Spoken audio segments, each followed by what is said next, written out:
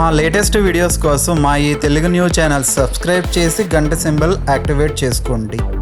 మనము సహజంగా పండుగలను చాంద్రమానం ఆధారంగా చేసుకొని నిర్ణయం తీసుకోవటం జరుగుతుంది. కానీ సంక్రాంతి మాత్రం సూర్యుని ప్రధానంగా తీసుకుని నిర్ణయం చేయటం జరుగుతుంది. సంక్రాంతి పండుగ అనేది 3 రోజుల పర్వదినం.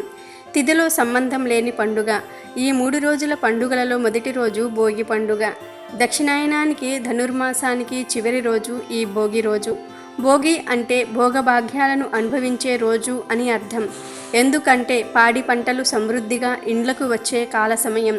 ఈ రోజు సూర్యోదయానికి పూర్వమే నిద్రలేచి అభ్యంగన స్నానాలను చేసి ప్రతి ఇంటి ముందు భోగి మంటలు వేసుకొని పాతకు స్వస్తి చెప్పి నూతనత్వానికి స్వాగతం పలుకుతూ భోగి మంటలలో పాత పనికిరాని వస్తువులను వేసి పీడలను అరిష్టాలను తొలగించుకుంటారు.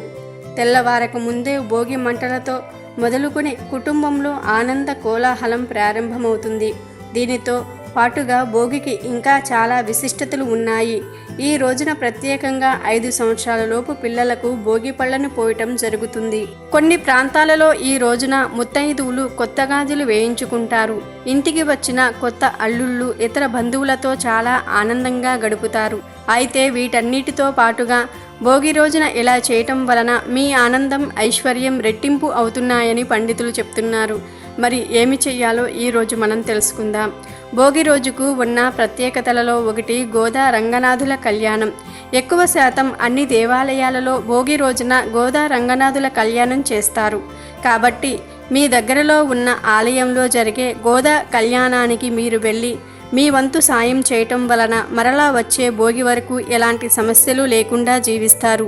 ఆ సహాయం కళ్యాణానికి ఉపయోగపడే విధంగా డబ్బు రూపంలో అయినా వస్తు రూపంలో అయినా పర్వాలేదు.